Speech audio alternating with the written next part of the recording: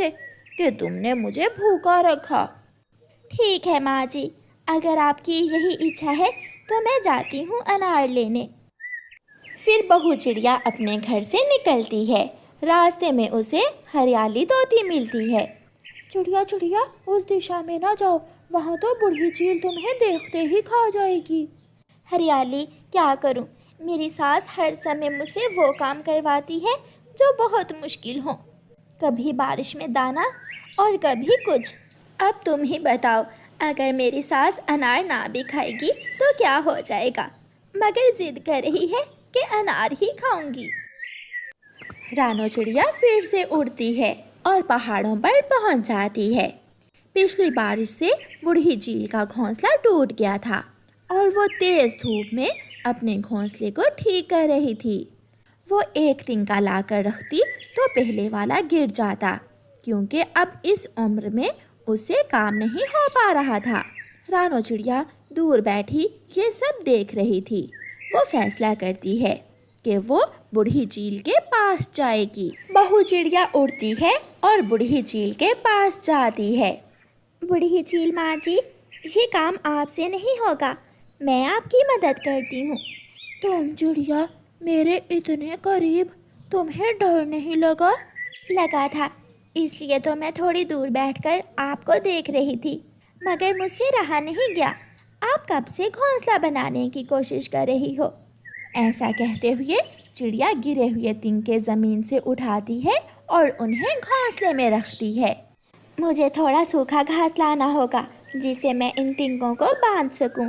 آپ چنتا نہ کریں، اگر مجھے کھانا ہوا تو بعد میں کھا لینا، میں کہیں جانے والی نہیں ہوں۔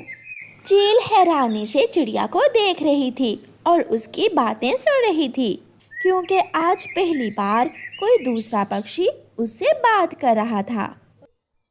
چڑیا تھوڑی دور جاتی ہے اور سوکھا گھاس اکٹھا کرتی ہے۔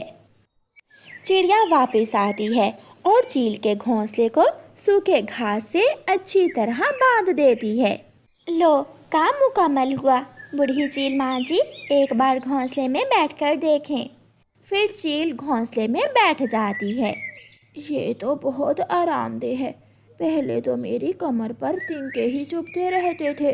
تم بہت اچھی ہو بیٹی، اگر کبھی بھی تمہیں میری ضرورت پڑی تو مجھے بتا دینا۔ ماں جی، میری ساس انار مانگ رہی ہے، کیا میں آپ کے پیٹ سے انار توڑ کر لے جاؤں؟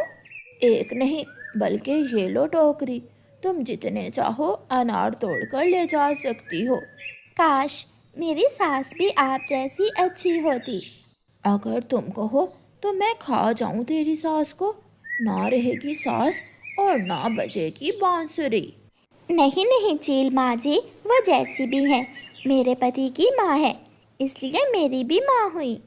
پھر چڑیا انار کے پیڑ سے ٹوکری بھر انار توڑتی ہے اور وہاں سے چلی جاتی ہے۔ ساس اپنے گھونسلے میں سوئی ہوئی تھی۔ ماں جی، میں لے آئی، لیں، آپ نے ایک انار مانگا تھا، میں آپ کے لیے ٹوکری بھر کر لے آئی ہوں۔ کیا تم سچ میں پہاڑوں سے انار لے آئی ہو؟